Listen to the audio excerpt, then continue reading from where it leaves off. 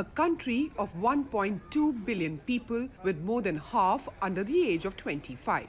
Expectations on the economic front were high from the Modi government. The numbers look reassuring. For the current financial year, the IMF expects the growth rate will reach 7.3%. But challenges remain. Sudesh Verma, the spokesperson of BJP, Modi's party, says Modi government's biggest achievement was a massive increase in tax revenue. The biggest reform in economy that was carried out by this government was implementation of GST, this Goods and Services Tax.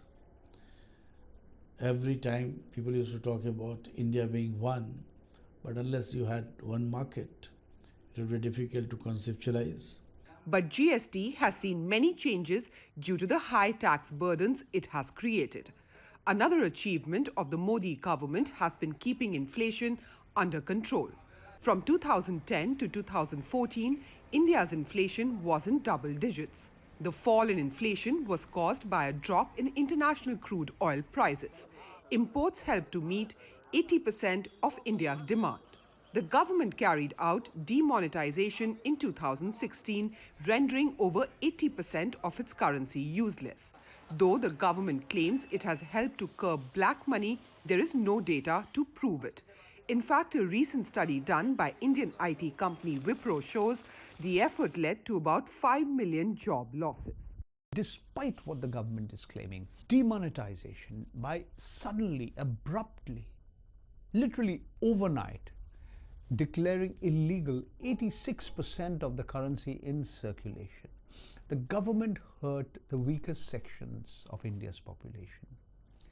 Women and children dependent on women, senior citizens, daily wage laborers, farmers, small traders, shopkeepers, they were hurt the most. The Modi government says road construction has tripled and progress in power and other infrastructure sectors will provide a solid foundation for further growth. However, India's agrarian crisis has been a challenge, and India's crop output has grown by only 1% in the last 5 years. In a few years from now, India will be the most populous nation in the world. The Narendra Modi government promised millions of jobs for a young India. But not only have jobs not been created, but there also have been job losses because of demonetization.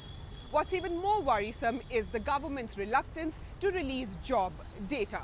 But according to reports, India's unemployment is at a 45-year high, the biggest challenge for any government that comes to power.